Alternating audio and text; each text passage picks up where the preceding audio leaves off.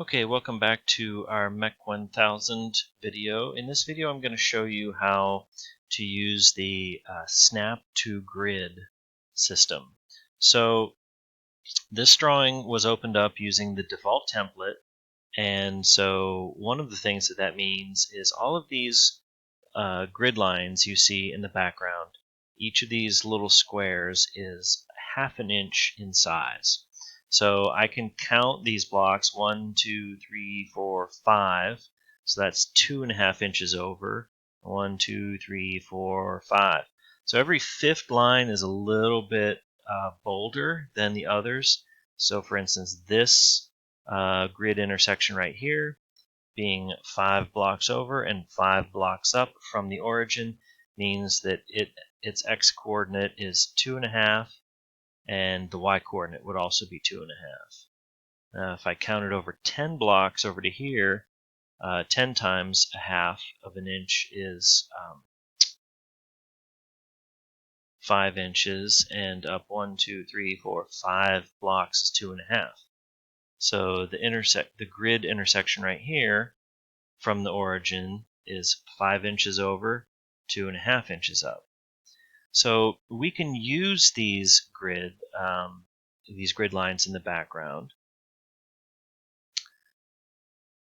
If I were to click on the line command, if I wanted to use them to click on them, right now I can't do that. I could kind of guess and eyeball it, but we don't ever want to just eyeball things in this class. We always want to make sure with mathematical certainty we're choosing the exact right spot. So the way we do that is down here. In this bottom tray right here, there's a whole bunch of options. The first two that you see should be the grid display. That turns the background grid on and off. And the second one is snap mode, which turns snap mode on and off. Now I'll turn it on, and then I'll click the little pull down next to it, and let's go to snap settings to make sure that we understand what those snap settings are. So it brings up this dialog box, which shows us the snap spacing. So right now that is set to 1/2 inch. So with the snap spacing turned on, our cursor will only snap to 1/2 inch increments. And the grid spacing over here is separate. It's also set up right now to 1/2 inch increments. So what that means is with snap mode turned on, if I execute a command like the line command, if I choose that, the command line prompts me to specify my first point, and as I move my cursor across the screen, you'll notice it's no longer smoothly flowing across the screen. It's jumping to these discrete points that correspond to the intersections of these grid lines, because the snap mode and the grid settings are set up the same, to 1/2 inch increments. So that will allow me to very specifically choose a point like 2.5, 2.5. And then I can come over here and make a 5-inch line by clicking on that grid point. And I can go straight up and just count the number of boxes in order to make a line of the desired length. And this is a good trick when you're starting off using AutoCAD. We can complete a lot of our homework assignments at the beginning of the semester using the grid snap to just simply count the number of boxes in the assignment that's given, and then just move our cursor the corresponding number of boxes on our screen to make various shapes the size we want. So if I go back to this snap setting here, I can, for instance, I can change the XY grid spacing. I can maybe make this 1 inch. So what that does now is the faint grid lines in the background are bigger. Now all of these boxes are 1 inch. So if I count one box over, that's 1 inch. 2 boxes is 2 inches, 3 boxes is 3 inches, and so on. But I left the snap settings at 1/2 of an inch. So that means that if I start to execute a command like line, I can jump in between the lines. I can jump to the line intersections or in between, because the snap is set to 1/2 inch increments. It's just the background lines are now set to 1. If I don't like that, if I want the grid snap to be the same as the grid display, I can go back to grids or snap settings, and I can change this to be 1. And so now my cursor will only jump to 1 inch increments.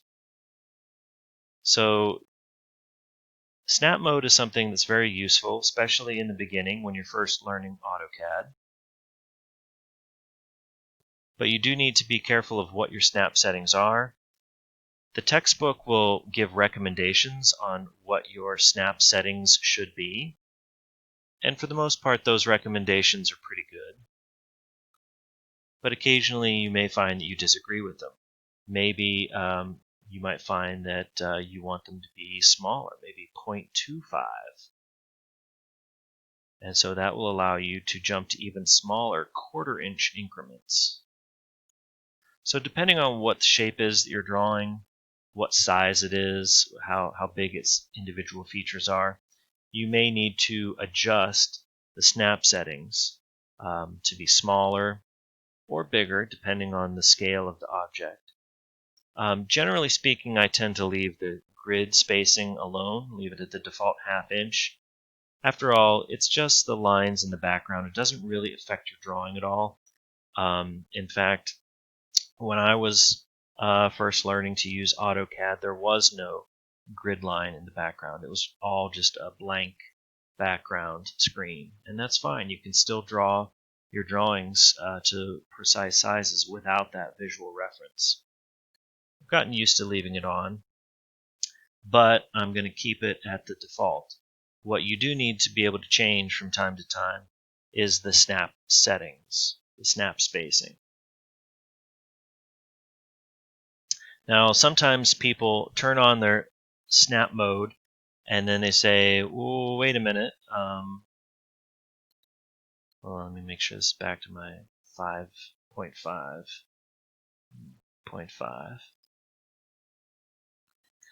They say, well, I've got my snap mode turned on, but look, as I move my cursor across the screen, it is moving smoothly. It's not jumping to those discrete points like it's supposed to when snap mode is turned on." That's because snap mode really only kicks into effect when you're actually executing a command. So the cursor is moving smoothly on the screen here until I start a command like line, and now it jumps to those discrete points. And then I'll just escape out of this command. So snap mode is something you probably want to use early in the semester. Later on, I think it'll be a good idea to get away from this and move to other forms of snapping, like object snaps. But for now, that's a valuable tool. Again, just make sure that you have the appropriate spacing set up, and then it's really just as simple as counting the number of blocks and clicking on those line intersections. And you can draw a bunch of shapes. Of course, you don't have to just stick to vertical and horizontal. You can use your grid settings to do diagonal lines as well. Something like that. Okay, but speaking of diagonal lines, I think my next video will show you some other ways without necessarily using the snap mode to make diagonal lines.